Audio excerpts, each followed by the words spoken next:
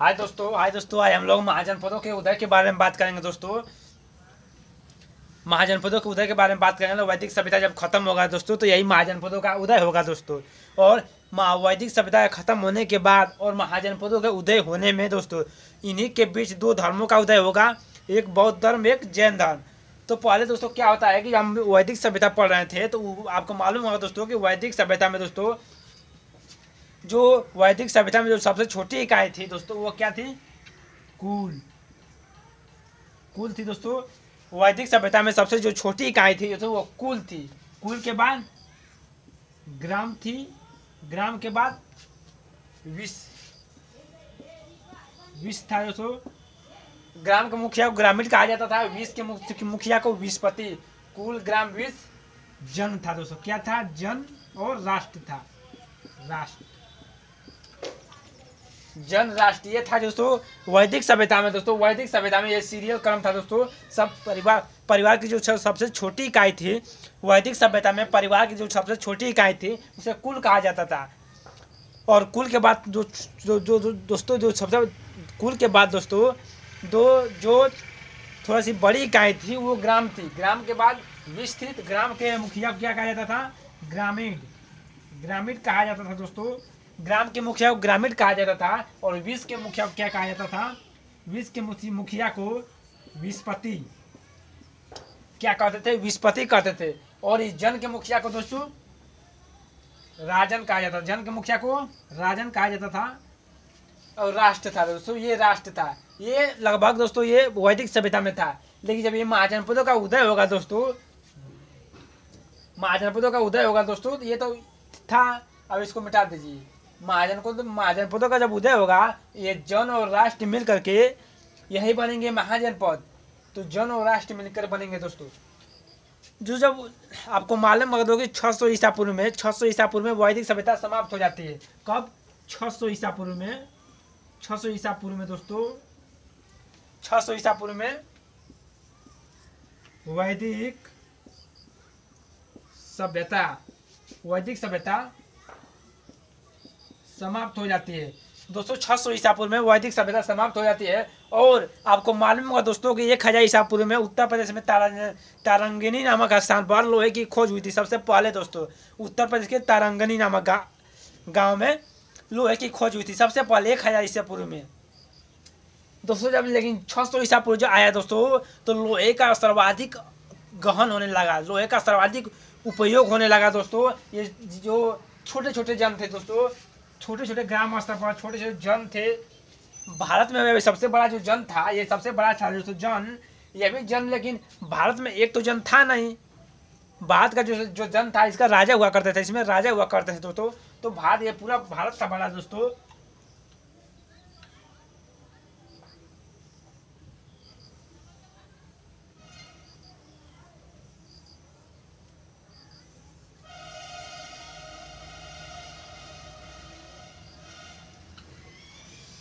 ये दो भारत था दोस्तों, दिखाई दे रहा ना? भारत लगभग अच्छा नहीं बना है, लेकिन क्या करना बना है दोस्तों। ये जो भारत था दोस्तों, भारत में सबसे बड़ा जो वैदिक सभ्यता में तो सबसे बड़ा जन था। जन या राष्ट्र मान लीजिए, जन था। लेकिन जन भी भाई एक तो जन था नहीं पूरे भारत में। पूरे भारत में बहुत सारे जन थे, बहुत सारे जन थे दोस्तों। पूरे भारत में लगभग बहुत सारे जन थे। वैदिक सभ्यता में सबसे बड़ा जो परिवार, जो वैदिक सभ्यता में सबसे बड़ी इकाई थी, जन थी। ऑप्शन में जन नहीं दिया तो राष्ट्र दिया होगा। और सबसे छोटी इकाई कुल थी दोस्तों। लेकिन जब दोस्तों क्या होता है, 600 ईसा पूर्व जब लोहे का खोज हुआ दोस्तों, तो लोगों ने अपने आर्थिक जीवन में क्रियाकलाप में लोहे का यूज करने लगे। और एक दूसरे से आगे निकलने के लिए होड़ लग गया। ये क्या थे? छोटे छोटे जन थे दोस्तों, जन थे। अब जो लोहे का उपयोग, और लोहे का जब उपयोग सर्वाधिक मात्रा में करने लगे गहनता के साथ, तो इनके आर्थिक जीवन में सुधार आया। क्या हुआ दोस्तों? आर्थिक जीवन में इनके सुधार आया। क्या आया इनके? एक तो आर्थिक जीवन में सुधार आया। आर्थिक जीवन में इनके रहन सहन में सुधार आया। रहन सहन में इनके रहन सहन में सुधार आया।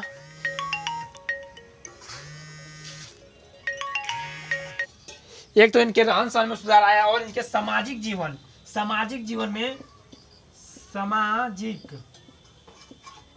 सामाजिक जीवन में सुधार आया दोस्तों। और दोस्तों आप लोगों को मालूम होगा कि जब 16 महाजनपदों का जब उदय होगा तो सबसे बड़ा महाजनपद, सबसे शक्तिशाली महाजनपद मगध होगा। क्यों मगध होगा आपको बता दें दोस्तों। ये मगध कहाँ स्थित है दोस्तों? बिहार वाले क्षेत्र में, गंगा यमुना वाले क्षेत्र में मगध स्थित था। मगध दोस्तों एक महाजनपद था मगध। तो आप लोग को मालूम होगा दोस्तों को मगध जो स्थित था वह राजमहल की पहाड़ियों के बीच में स्थित था। और मगध गंगा प्लस यमुना के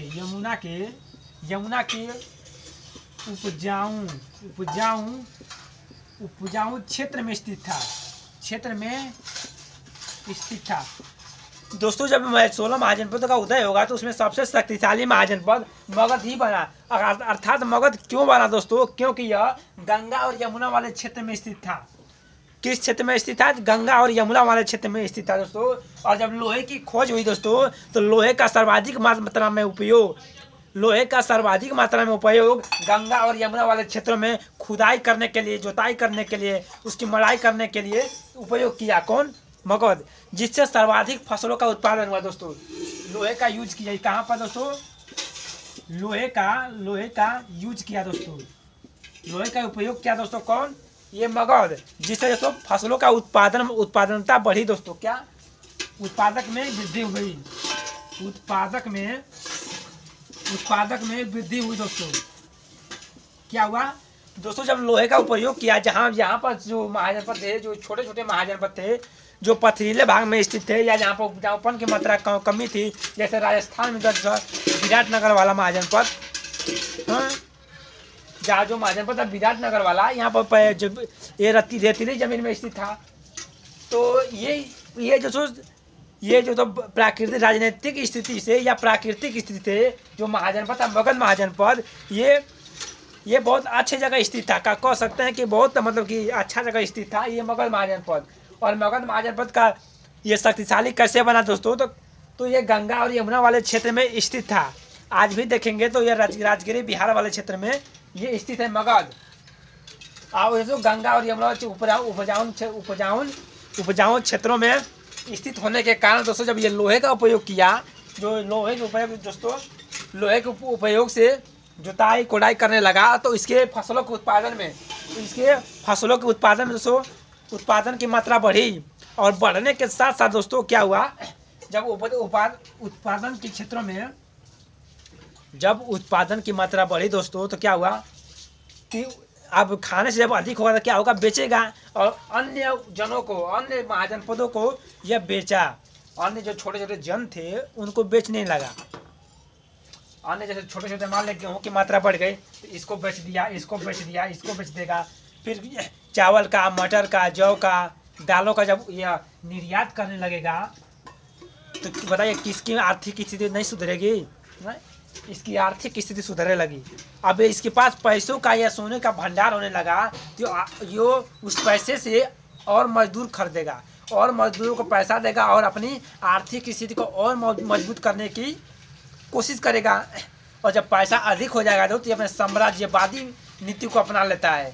जब पैसा अधिक हो जाता है तो यह दोस्तों साम्राज्यवादी नीति को अपनाने लगता है। क्योंकि पहले तो छोटा महाजनपद था, लेकिन जब पैसा अधिक होने लगा तो भूमि भी खरीदने लगा। अगर भूमि कोई नहीं, मतलब कि भूमि विस्तारवादी की नीति अपना लेता है। अगर साम दाम दंड भेद की नीति अपनाने लगता है कौन? मगध महाजनपद।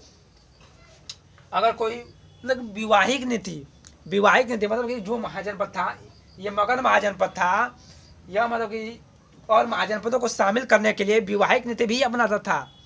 अगर विवाहिक नीति से नहीं मानते हैं तो क्या करता? दंड मतलब कि युद्ध विधि भी अपनाता था। क्योंकि पैसे की कमी थी नहीं तो युद्ध विधि को भी अपनाता था। और दूसरे राज्यों को, दूसरों जनों पर अधिकार करने लगा दोस्तों। तो इसलिए मगध महाजनपद धीरे धीरे बड़ा होने लगा दोस्तों। ये तो इसीलिए दोस्तों ये मगध महाजनपद बड़ा हुआ। और ऐसे ही सभी महाजनपद छोटे छोटे जनों को, छोटे छोटे जो ग्राम थे उन पर अधिकार करने लगे।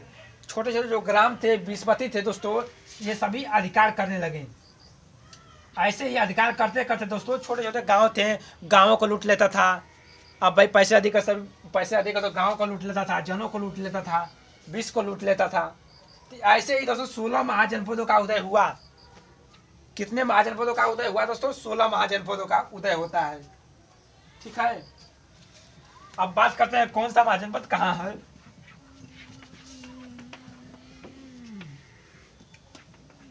इससे बहुत अच्छा बैठता है बेनवा से, बेनवा से बहुत अच्छा बैठता है। तो बात करते हैं 16 महाजनपद कहाँ कहाँ थे दोस्तों। क्या करेंगे, मैप बनाने का ढंग नहीं है।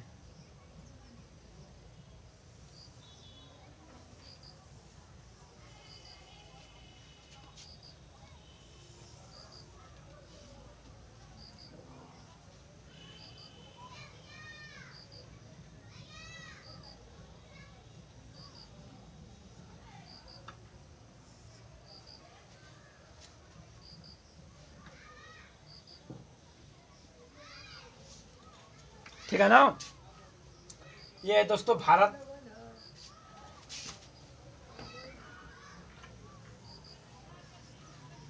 ये है दोस्तों भारत लगभग। ठीक है ना, दिखाई दे रहा है ना। तो दोस्तों भारत के बाहर 2 महाजनपद थे। भारत के बाहर 2 महाजनपदों का उदय हुआ था दोस्तों। भारत के बाहर, भारत के बाहर दोस्तों 2 महाजनपदों का उदय हुआ था। भारत के बाहर 2 महाजनपद थे दोस्तों। एक था कहाँ पर? अफगानिस्तान में एक महाजनपद था। कौन सा महाजनपद दोस्तों? कम्बोज। कौन सा महाजनपद था? कम्बोज। जिसकी राजधानी क्या थी दोस्तों? जिसकी राजधानी हाटक थी। हाटक, हाटक। ये महाजनपद दोस्तों कम्बोज अफगानिस्तान में था। अफगानिस्तान में, अफगानिस्तान में। और दोस्तों एक पाकिस्तान में महाजनपद था गंधार। गंधार, जिसकी राजधानी थी दोस्तों तक्षशिला। तक्षशिला दोस्तों, आप तक्षशिला विश्वविद्यालय का नाम भी सुने होंगे, जो कहाँ स्थित है दोस्तों? पाकिस्तान में है। और नालंदा विश्वविद्यालय बिहार में है। तो याद कर लीजिएगा। तो गंधार 2 महाजनपद उत्तर में थे। एक महाजनपद दोस्तों विंध्य क्षेत्र, ये विंध्य पर्वत है दोस्तों। एक महाजनपद विंध्य पर्वत के नीचे था। कौन सा था? असमक, कर्नाटक वाले क्षेत्र में। कौन था दोस्तों? असमक। असमक महाजनपद था दोस्तों। इसकी राजधानी असमक की पोटली थी। इसकी राजधानी दोस्तों पोटली।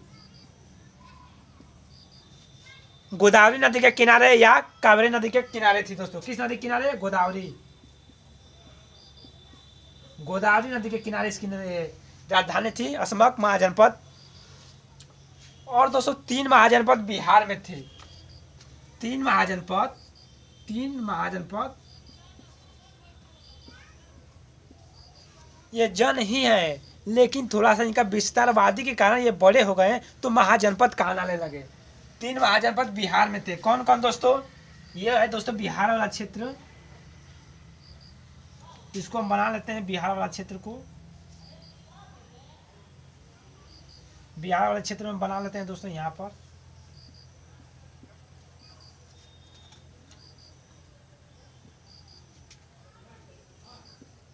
मगध, मगध की राजधानी क्या थी दोस्तों? मगध की राजगिरी।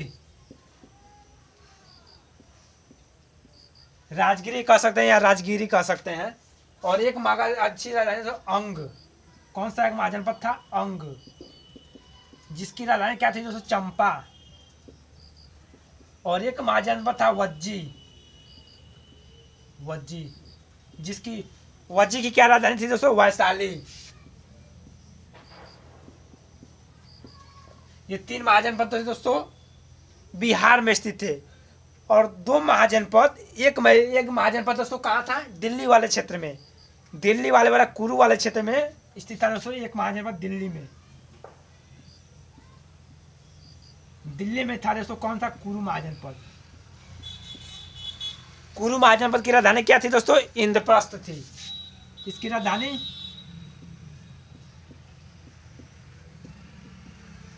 इंद्रप्रस्थ। दिखाई दे रहा है ना। कुरु महाजनपद की राजधानी क्या थी दोस्तों? इंद्रप्रस्थ थी। और देखिए दोस्तों, एक महाजनपद था राजस्थान वाले साइड में, एक महाजनपद था दोस्तों राजस्थान वाले साइड में। कौन सा? मत्स्य।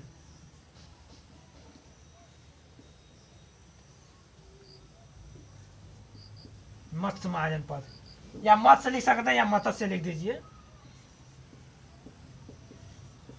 मत्स्य महाजनपद लिख दीजिए। ऑप्शन में दिया रहेगा तो उसको मारे, उसके हिसाब से मारिएगा। मत्स्य महाजनपद की राजधानी कहाँ थी दोस्तों? विराटनगर। अब कितने महाजनपद बचे दोस्तों? एक में 1 2 ये 3 4 5 6 7 8 महाजनपद हो गए। 8 महाजनपद हो गए दोस्तों, और 8 महाजनपद उत्तर प्रदेश में स्थित थे। 8 महाजनपद यूपी में थे दोस्तों। 8 महाजनपद कहाँ थे दोस्तों? यूपी में। दिखाई दे रहा है ना, 8 महाजनपद यूपी में थे। पहला कौन सा था दोस्तों? था काशी। काशी, जिसकी राजधानी वाराणसी थी। वाराणसी, जिसकी राजधानी वाराणसी थी दोस्तों। और एक महाजनपद था पंचाल। पंचाल की रानी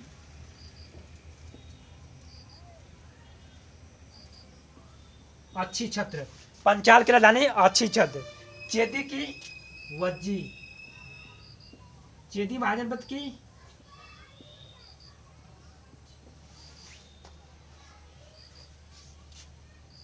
चेदी की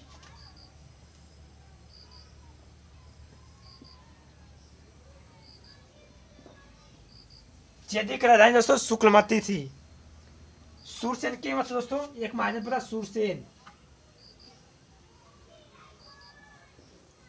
सूरसेन महाजनपद की राजधानी मथुरा थी।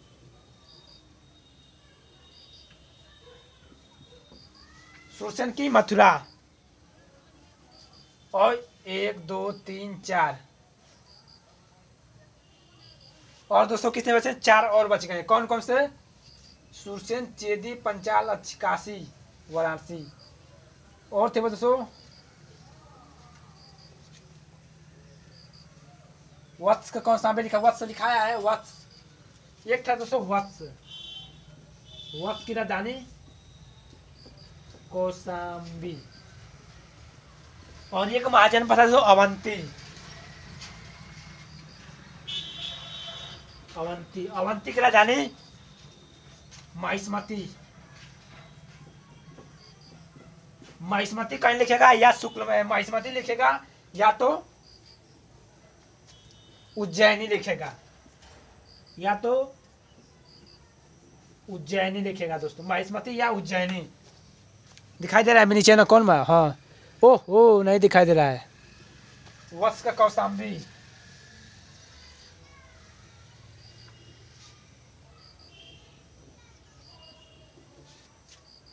और 2 बच गया दोस्तों। एक तो उज्जैनी,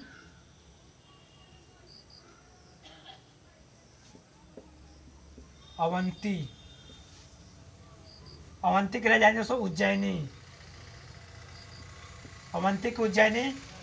1 2 3 4 5 6 2 महाजनपद और बच गया दोस्तों। चेदी के बच्चे, चेदी क्या? शुक्लमती। पंचाल अच्छी छत्र। काशी का वाराणसी। मथुरा सूरसेन मथुरा। वज्जी का कौशाम्बी। वत्स का कौशाम्बी। वज्जी का वैशाली हो गया दोस्तों। 2 महाजनपद और बच गए दोस्तों, उसको देख लीजिए कौन महाजनपद थे दोस्तों।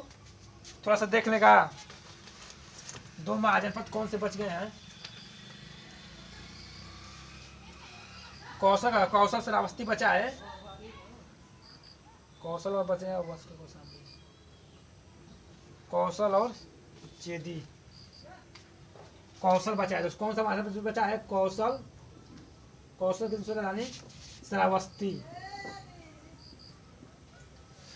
दोस्तों कौशल का राजा कौन था दोस्तों?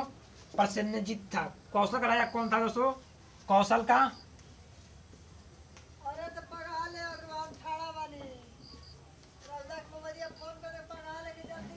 प्रसेनजीत था। कौशल का राजधानी दोस्तों प्रसेनजीत था। अब बता रहे हैं दोस्तों ये जो अस्मक महाजनपद था ये दक्षिण भारत में स्थित एकमात्र महाजनपद था दोस्तों। और एक महाजनपद था दोस्तों वज्जी, कहाँ दोस्तों, वज्जी वैशाली वाला। ये एक ऐसा महाजनपद था कि जहाँ पर गणतंत्र महाजनपद था। कौन वज्जी दोस्तों, गणतंत्र। ये जो वज्जी महाजनपद था दोस्तों ये गणतंत्र महाजनपद था। और दोस्तों क्या होता है कि मगध कहाँ गया, मगध, जो मगध महाजनपद है इस पर सबसे पहला जो राजवंश था वो बृहदत्त राजवंश था। मगध पर शासन करने वाला सबसे पहला राजवंश बृहदत्त राजवंश था। मगध पर शासन करने वाला जो सबसे पहला राजवंश था वह बृहदत्त राजवंश था। और इसका शासक कौन था दोस्तों, बृहदत्त ही था। ये शासक उसी के नाम पर था राजवंश। और बृहदत्त का पुत्र था कौन दोस्तों, इसका पुत्र था कौन, जरासंध। इसका पुत्र कौन था, जरासंध।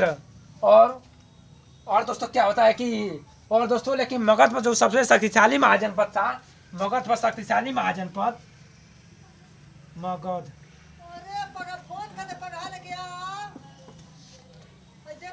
मगध पर दोस्तों शक्तिशाली महाजनपद था कौन, हर्यक वंश दोस्तों मगध पर शक्तिशाली वंश था। और हर्यक वंश की स्थापना कौन किया था दोस्तों, तो बिंबिसार।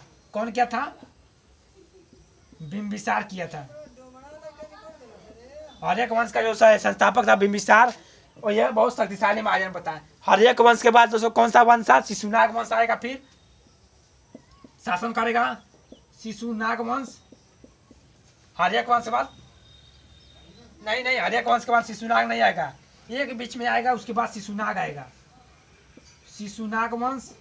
और इसके बाद शिशुनाग वंश, फिर नंद वंश, फिर मौर्य वंश आएगा दोस्तों। ये पहला, ये दूसरा, ये तीसरा, ये चौथा।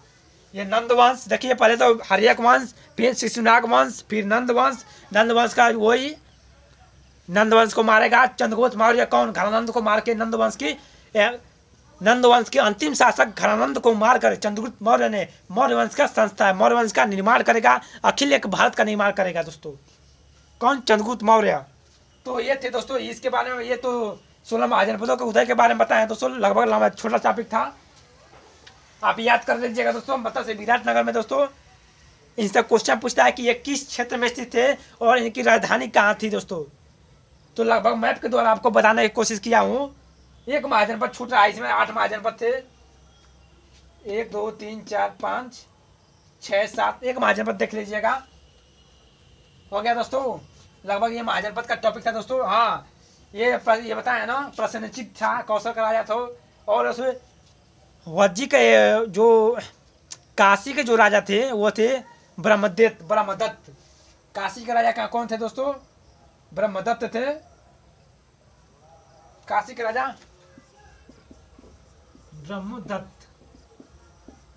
ब्रह्मदत्त थे दोस्तों। चलिए रखते हैं।